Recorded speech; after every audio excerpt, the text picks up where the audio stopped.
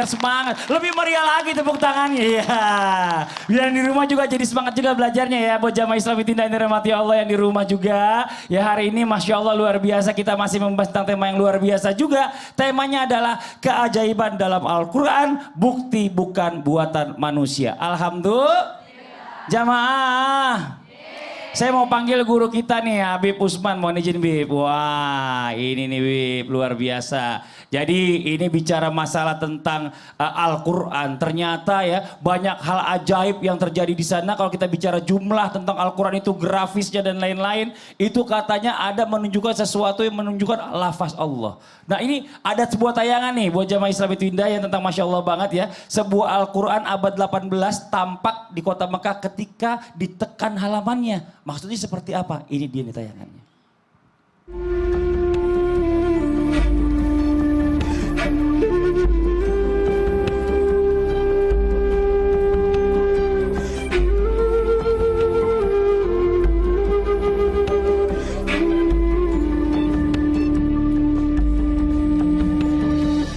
Bicara masalah tentang ayat semuanya Allah udah tulis semuanya, udah diperhitungkan sama Allah. Nah bagaimana caranya biar semua orang ini bisa menerima yang namanya keajaiban atau kebenaran ini merupakan keajaiban dari Al-Quran Bib. Fadhal Bib silakan. Tepuk tangan buat guru kita Habib Usman. Ya khair Mas Fadli, Ustaz Syam, Ustaz Maulana. Bismillahirrahmanirrahim. Allahumma salli ala Sayyidina Muhammad wa ala ali Sayyidina Muhammad. Kita mengetahui bahwasanya Al-Quran adalah kalamullah yang diturunkan untuk Nabi Muhammad Sallallahu Alaihi Wasallam dan umatnya Nabi Muhammad Sallallahu Alaihi Wasallam. Jadi Al-Quran Allah Subhanahu Wa Taala turunkan kepada malaikatnya, yakni malaikat Jibril untuk Nabi Muhammad Sallallahu Alaihi Wasallam. Jadi perantaranya malaikat Jibril. Dan yang paling paham, yang paling mengetahui isi Al-Quran siapa? Nabi Muhammad Sallallahu Alaihi Wasallam. Dan tidak ada keraguan di dalamnya. Kita kan sering mempelajari baca Al-Quran dengan pelan-pelan, ada yang belajar tahsin. Alif lam mim dzalikal kitabu la raiba fihi hudalil muttaqin alladzina yu'minuna bil ghaibi wa yuqimunas salata wa mimma razaqnahum. Di dalam Al-Quran ini banyak hal yang tidak bisa dimengerti, dimahami oleh manusia kecuali yang dipahami 100% oleh Nabi Muhammad, dan ada tentunya hadis-hadis yang menjelaskan tentang Al-Quran, dan bahkan ada tafsir-tafsir untuk menjelaskan Al-Quran. Ada tafsir Ibnu Katsir, ada tafsir Sawi, tafsir Jalalain, ada tafsir apa lagi? Tafsir An-Nukatul Uyun, tafsir Mawardi. Dijelaskan juga dalam tafsir. Contoh bukti nyata Al-Quran adalah kalamullah. Nabi Muhammad SAW jauh daripada laut. Sangat jauh daripada laut dan tidak berlayar. Apakah Rasulullah berlayar? Pernah dengar gak Rasulullah berlayar? Dan bahkan dijelaskan sunnahnya Rasulullah adalah berenang. Tapi Rasulullah berenang apa enggak? Nah inilah yang harus dipahami.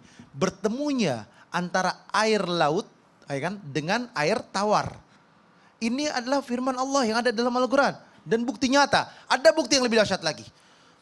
Rasulullah SAW menjelaskan Al-Quran. Firman Allah Subhanahu Wa Taala bahwasanya Allah abadikan jasadnya Fir'aun. Allah abadikan jasadnya Fir'aun. Tapi sampai tahun 1950-an tidak diketemukan jasadnya Fir'aun. Mereka ulama semuanya berdoa kepada Allah Subhanahu Wa Taala agar Allah bukti nyatakan Al-Quran. Karena kurang satu lagi nih. Diabadikan jasadnya Fir'aun. Tahun 1960-an, 1970-an ditemukanlah jasad Fir'aun. Ketika ditemukan jasad Fir'aun, sempurnalah pembuktian nyata bagi mereka yang tidak percaya dengan Al-Quran. Tapi mereka yang beriman kepada Allah, Allah pasti akan abadikan. Ya kan? Siapa? Fir'aun.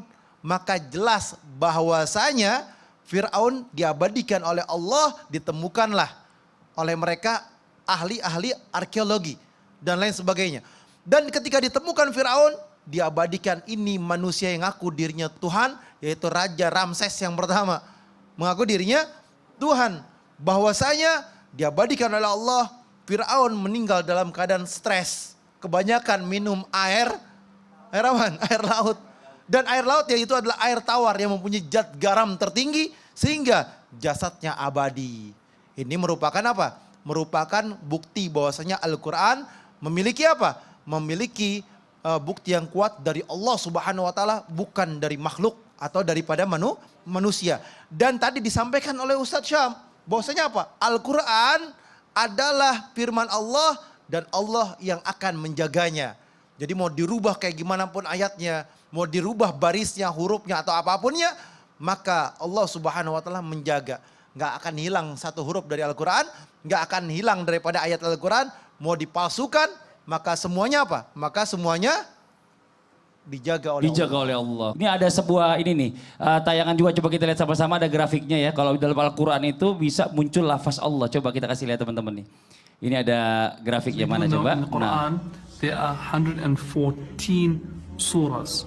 And what the artist has done here, for every surah, he has shown and indicated, for example, how many ayat are in the surah.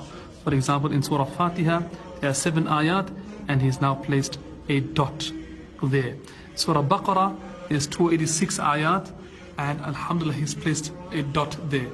So by using this concept of placing the dots in the appropriate places of the number of ayat in the surah, eventually this is what comes out of it.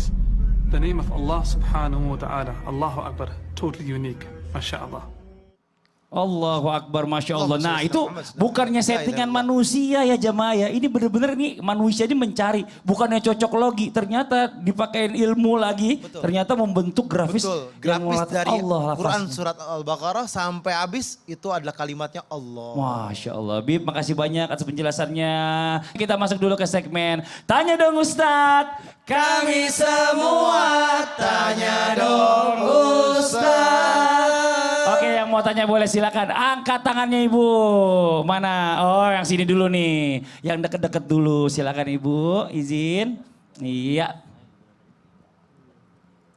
Bismillahirrahmanirrahim. Nama saya Titi Hendarti dari Majelis Taklim Sakinah Al-Dahlan, Komplek Bandung Timur Regensi, Bandung. Tepuk tangan. Assalamualaikum warahmatullahi wabarakatuh. Waalaikumsalam warahmatullahi wabarakatuh Ibu. Izin bertanya, sependek pengetahuan saya di dalam piramid itu ada isinya. Nah, yang ingin saya tanyakan, apakah benar isi di dalam piramid itu terdapat di dalam Al-Quran?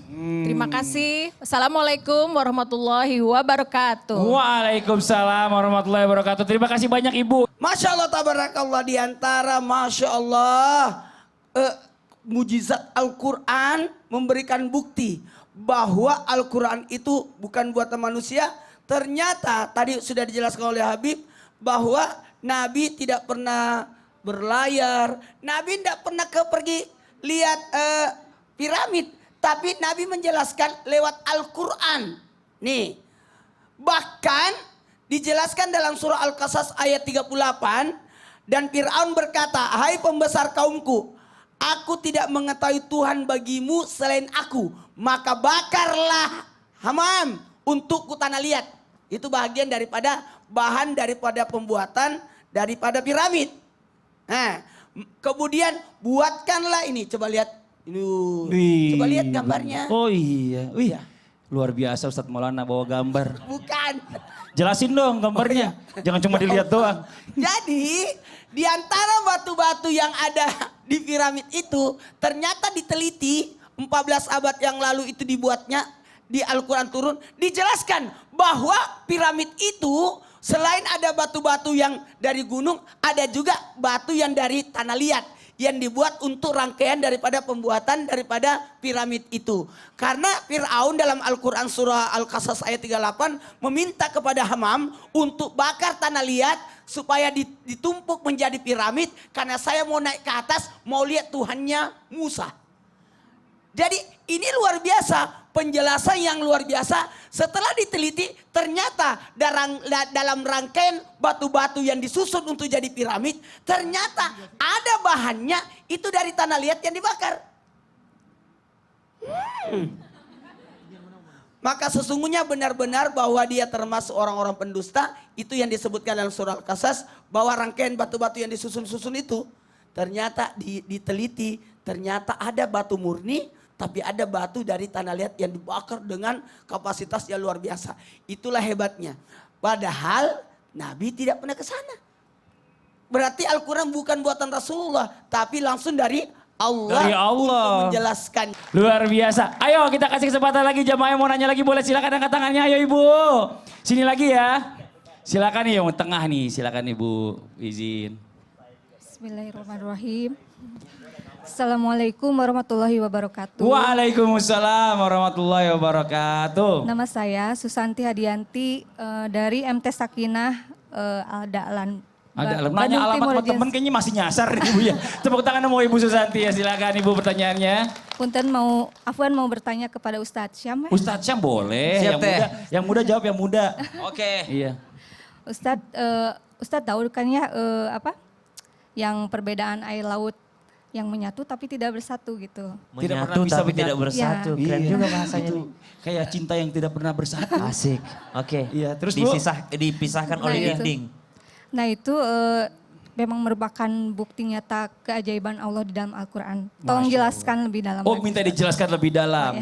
Dalamnya berapa meter maksudnya? Kurang tahu sih kalau Terima gitu ya. kasih. Iya Ibu. Jelasin. Oke, Assalamualaikum. Assalamualaikum Oh iya. warahmatullahi wabarakatuh. Waalaikumsalam warahmatullahi wabarakatuh. Tepuk tangan. Nah ini penjelasan hal-hal yang tadi seperti Ustadz Maulana bilang. Nabi Muhammad gak pernah berenang ke situ-situ. Tapi Ya. tahu ada pembatas Masya air yang gak bisa Allah. menyatu. Baru penjelasan Masya Ustadz Allah, Syam. tabarakallah. Tapi guru-guruku yang dimuliakan Allah Subhanahu wa taala, penanya serta seluruh jamaah, kita buka dulu Al-Qur'an surah Al-Furqan ayat 53.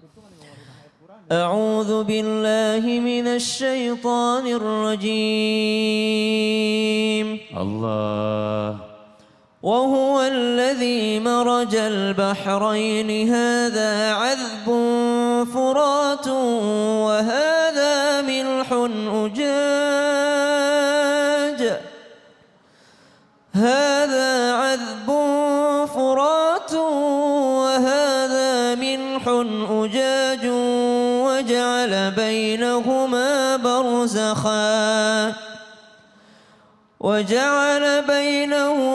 برزخا وحجرا محجورا وهو الذي خلق من الماء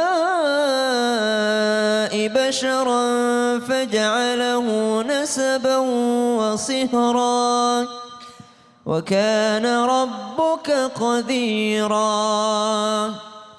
Dua ayat daripada surah Al-Furqan ini menjadi bukti nyata bahwasanya Allah Subhanahu wa taala bukan hanya memperlihatkan keindahan bahasa Al-Qur'an, bukan hanya memperlihatkan bahasa dan susunan Al-Qur'an sebagai latifah keindahan, tapi juga menunjukkan bahwa indah itu mesti juga ada isinya.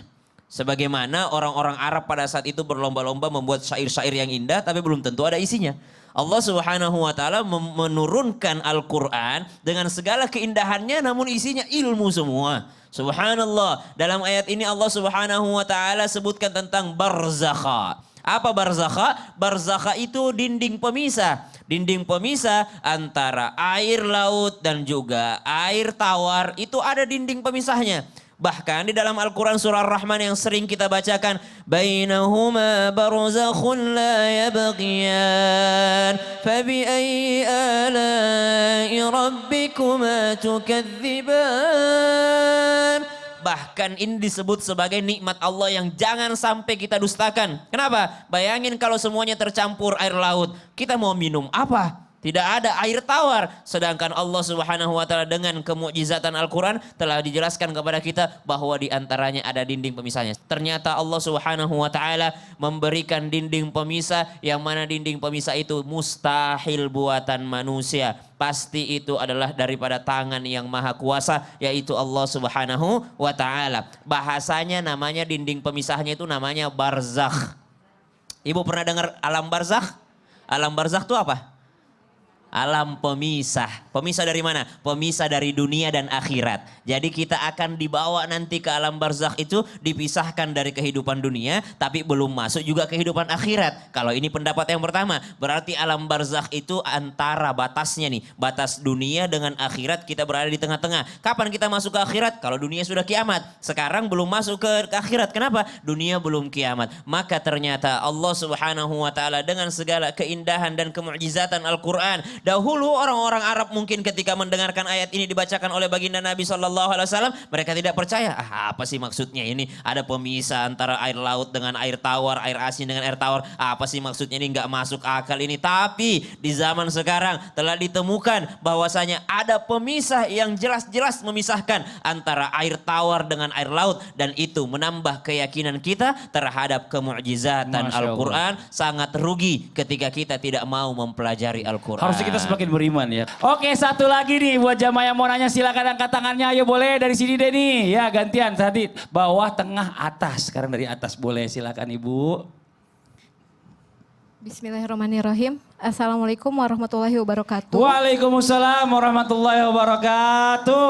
Saya Adit dari MT Sakinah Aldalan, Bandung Timur Regensi. Mau tanya sama Oh Habib. ya, tepuk tangan Bu Adit ya. Silakan Bu Adit pertanyaannya. Habib, zaman sekarang itu banyak,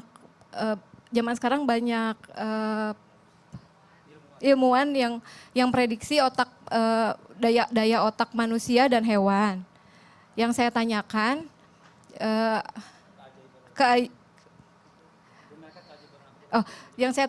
benarkah keajaiban Al-Quran sudah menjelaskan daya otak manusia? Oke, itu aja Ibu Adit pertanyaannya. Ini agak berat pertanyaannya ya. Makasih banyak Ibu Adit. Masalah otak nih masalahnya nih. Tepuk Ya, tangan terima buat Ibu kasih. Adit. Terima kasih. Oke nih Bib nih, bagaimana penjelasannya bicara masalah tentang daya otak manusia dengan hewan. Bahkan Allah katanya sudah menjelaskan juga di Al-Quran bahwa memang ini salah satu keajaiban bahwa manusia lebih sempurna pastinya. Silakan Fadl Bib. Afwan Mas Fadli, Ustaz Syam, Ustaz Maulana. Bismillahirrahmanirrahim. Allahumma salli ala Sayyidina Muhammad wa ala ali Sayyidina Muhammad. Ingat, di dalam Al-Quran Allah Subhanahu wa Ta'ala berfirman, yatafakkarun. Seringkali kita dengar yatafakkarun. Berarti kita disuruh berpikir. Ada kalimat ulil albab. Artinya apa ulil albab? Hah? Orang-orang atau manusia albab yang memiliki apa? Pengetahuan, keilmuan, apalagi yang memiliki pendidikan, manusia yang berpikir untuk mencari ilmunya Allah Subhanahu wa Ta'ala. Kenapa Allah Subhanahu wa Ta'ala selalu ada kalimat seperti itu? Bahwasanya kita hidup di dunia ini disuruh berpikir untuk beribadah kepada Allah, mendekatkan diri kepada Allah. Siapa Tuhan kita? Kita ini siapa? Kita makhluk, kita hamba. Kita tidak ada daya dan upaya kecuali dengan kekuatan Allah Subhanahu wa Ta'ala. Makanya ada sifatnya Allah. Allah itu wujud, Allah itu ada. Berarti adanya Allah, adanya kita. Disuruh berpikir. Allah mempunyai sifat ada. Berarti kalau adanya Allah, hati-hati. Percaya gak kita? Kalau kita percaya dengan adanya Allah, berarti kita takut akan bermaksiat kepada Allah. Kalau kita berani, maksiat, zina, judi, khamar, nipu orang dan lain sebagainya. Berarti Anda tidak yakin dengan adanya Allah. Kalau yakin dengan adanya Allah, mempunyai rasa takut. Yatafakkarun. Mereka yang hina, bahkan lebih hina, ada manusia yang lebih hina dari binatang. Ulaika kal an'am balhum adall. Lebih hina dan lebih rendah daripada binatang. Saya kasih kedudukan gini. Malaikat kita taruh posisinya di tengah-tengah. Kita taruh di tengah-tengah. Ketika malaikat ditaruh di tengah-tengah, ya kan? Manusia itu ada di atasnya malaikat atau di bawahnya malaikat? Hah? Bisa di bawah, bisa di atas. Hewan-hewan di mana? Di bawah, ya kan? Di bawah, tentu hewan itu di bawahnya malaikat. Dan bahkan kalau kita taruh manusia di bawahnya malaikat, taruh dulu nih. Malaikat, manusia, hewan. Berarti hewan lebih rendah. Manusia bisa di atasnya malaikat. Buktinya apa? Malaikat sujud kepada Nabi Adam. Berarti manusia mempunyai kedudukan yang tinggi karena manusia memiliki akal. Memiliki akal dan dikasih nafsu sama Allah. Malaikat cuma ada akal, nggak ada nafsu. Patuh tunduk. Perintah jalankan. Nggak ada cerita tidak. Itu malaikat. Tapi manusia karena adanya nafsu berusaha bergejolak antara akal dan nafsunya. Kalau menang nafsunya, maka dia maksiat. Menang akalnya, dia takut untuk bermaksiat. Jadi mana yang lebih depan nih? Akal atau nafsu? Ketika ditanya lagi, manusia bisa rendah daripada binatang? Bisa. Ulaika kal an'am balhum adall. Bisa lebih rendah dari hewan. Kalau dia nggak sholat, kita kalau main kebun binatang ada monyet gak sana? Kan? Sholat gak dia? Hah? Sholat gak? Kalau manusia udah dikasih akal, dia nggak sholat berarti Oleh karena itu beribadahlah, mendekatkan diri kepada Allah Subhanahu wa taala agar apa? Mendapat ridhonya Allah. Manusia yang mau mendapatkan ridhonya Allah berpikir dengan akal dan pikirannya bagaimana caranya Allah ridho, Allah sayang, Allah bantu, Allah tolong sehingga hidupnya diselamatkan oleh Allah Subhanahu wa taala. Masya Allah. Jadi kita bicara masalah tentang keajaiban Al-Quran. Itu banyak sudah dibuktikan oleh Al-Quran. Ini apa nih? Coba kamera geser dikit. Wih. Sweet sweet. Ya, sweet. Ya. Gak apa ngapain berduaan? Bukan berduaan. Hah? Coba saya tengah deh, saya jagain nih. Ini masalahnya apa? Ibu kenapa? Kenapa nggak diomongin aja nanti? Kenapa ibu mau nanya apa sih emang? Gini Mas, Hah? Jangan terkadang ngobrol sama ini. dalam benakku terpikir kenapa iblis dan sebagainya itu bisa terlihat oleh kita sebagai manusia biasa. Iya. Ya. Tapi kalau malaikat tidak terlihat oleh kita. Oh gitu. Apakah itu merupakan keajaiban yang terkandung dalam Al-Quran? Ibu bisa lihat Ustadz Maulana.